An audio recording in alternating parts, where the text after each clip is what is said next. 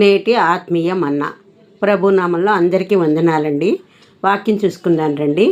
కీర్తనల గ్రంథము 144వ అధ్యాయము 1వ వచనము. ఆయన నా చేతులకు యుద్ధమును నా వ్రేళ్లకు పోరాటమును నేర్పువాడై ఉన్నాడు. ఈ వాక్యం దేవునిపై విశ్వాసాన్ని, ఆయనను ఆశ్రయించే భక్తులకు దేవుడు శారీరక పోరాటంలో కూడా సహాయం చేస్తాడనే నమ్మకాన్ని కలిగిస్తుంది. ప్రార్థన ద్వారా మీ పోరాటాన్ని ఆధ్యాత్మిక స్థితికి తీసుకువెళ్ళాలి. మీరు ఆధ్యాత్మికంగా ఉంటున్నప్పుడు దేవుడు మీ యుద్ధాలలో జయమిస్తాడు. అంటే మీ సమస్యలను జయించే శక్తిని మీకు ఇస్తాడు.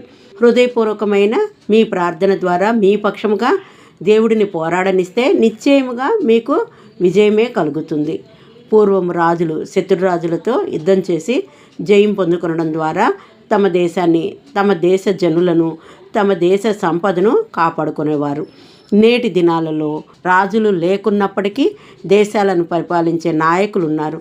వారును అవసరమైన సందర్భాల్లో పొరుగు దేశాలతో యుద్ధాలు చేస్తున్నారు. ఇవన్నీ దేశ భద్రత కొరకు. కాగా నీవు చేయవలసిన యుద్ధము నీవు కలిగి ఉన్న లోకాశ, శరీరాశ, జీవపుడంబములపై అయి ఉన్నది. ఇదే విషయాన్ని యాకోబు తన పత్రికలో 4వ అధ్యాయము 1వ వచనంలో, మీలో యుద్ధములను పోరాటములను దేని నుండి కలుగుచున్నవి? మీ అవయవములలో పోరాడు మీ భోగెచ్చల నుండియే గదా అని తెలియచేస్తున్నాడు. కాగా వాటిపై నీవు పోరాడి గెలవాలంటే మన ఆయుధము ప్రార్థనై ఉండాలి. ప్రార్థన అనే ఆయుధం ద్వారానే నీలోని లోకాశలపై పోరాడి జయం పొందుకోగలుగుతావు. నీవు ఆత్మీయతలో ఎదుగునప్పుడు ఆయన నీ వ్రేళ్లకు పోరాటం నేర్పిస్తాడు.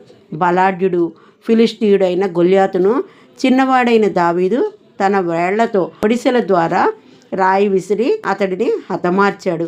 ఇది దావీదు దేవుని యందు భయభక్తులు కలిగి ఉండటం ద్వారా అభిషేకము కలిగిన వాడిగా కూడా ఉండటను బట్టి ఇంతటి కార్యం జరిగింది.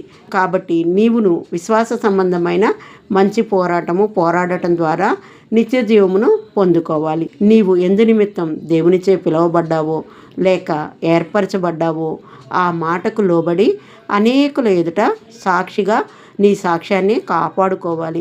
ఆయనను మహింపరచాలి. అపోస్తలుడైన పౌలు ప్రభు తన పట్ల కలిగి ఉన్న ప్రణాళిక ప్రకారము నడుచుకొనడమే కాకుండా సువార్తను విరివిగా ప్రకటిస్తూ సంఘాలకు పత్రికలు వ్రాయటం ద్వారా ఉజ్జీవింపచేస్తూ అనేక శ్రమల గుండా నడిచిన వానిగా బైబిల్ గ్రంథమందు మనం చూస్తున్నాము కదా. మంచి పోరాటము పోరాడి తిని, నా పరుగు కడముట్టించి తిని, విశ్వాసము కాపాడుకొంటినని ధైర్యంగా పౌలు చెప్పగలిగాడు. ప్రతి మనిషి తాను చేసిన పాపాన్ని బట్టి నరకానికి వెళుతున్నాడు. దేవునికి వ్యతిరేకంగా జీవించిన విధానాన్ని బట్టి యుగయుగములు భయంకరమైన నరకంలో కాలిపోవలసిన దుస్థితిని కొని తెచ్చుకుంటున్నాడు. ఈ లోక పాపంలో కొట్టుకొని పోయి ఆ భయంకర నరకాగ్నిలో కాలిపోవలసిన అవసరం ఉందా? ఎందుకంటే ఈ పాపిష్టి మనిషి కోసమే కదా యేసుక్రీస్తు ముందుగానే వెల చెల్లించాడు. మరి ఈ సత్యము రక్షించబడిన నీకు నాకు బాగా తెలుసు. దేవుడు ప్రతి ఒక్కరిని సమానంగా ప్రేమించి ప్రతి ఒక్కరి కొరకు శిలువ మీద మరణించి మనిషికి రావలసిన శిక్ష అంతటినీ కూడా కొట్టివేశాడు. యేసుక్రీస్తు శిలువలో చేసిన ఆ త్యాగాన్ని విని విశ్వసిస్తే చాలు, నీవు రక్షించబడతావు. ఇది దేవుడు ఉచితంగానే అనుగ్రహించే రక్షణ. ఈ సత్యము తెలిసిన నీవు తెలియని వారికి నోరు విప్పి చెప్పవలసిన బాధ్యత నీ మీద ఉంది అని నీవు గుర్తించినట్లయితే నీ ఇంటి వారికి, నీ పొరుగువారికి, నీ బంధువులకి, నీ స్నేహితులకి నరకానికి వెళ్లకుండుట కొరకై సాతాను శక్తులపై యుద్ధం చేయుటకు కావలసిన పోరాటమును వారికి నేర్పిస్తున్నావా? ఒక్కసారి ఆలోచించు. లేదా ఈ రోజు నుండైనా ఆ సిలువను గురించిన వార్తను లోకానికి పంచిపెట్టు. నశించిపోతున్న వారికి రక్షకుణ్ణి పరిచయం చెయ్యి.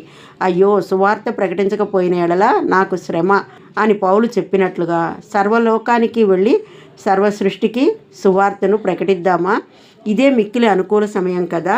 కాబట్టి ఆ విధంగా నీవు నడుచుకొనుట కొరకే నీకు యుద్ధం చేయడము, నీ వేళ్లకు పోరాటం చేయటము నేర్పించేవానిగా ఆయన ఉన్నాడు. మరి నీవు నేను కూడా దేవుని యందు సత్ప్రవర్తన కలిగిన వారమై ప్రార్థన యందు పట్టుదల కలిగి ఆత్మీయ పోరాడట ద్వారా దేవుని చిత్తాన్ని నెరవేర్చేడి వారముగా ఉందుముగాక. ఆమెన్. హల్లెలూయా.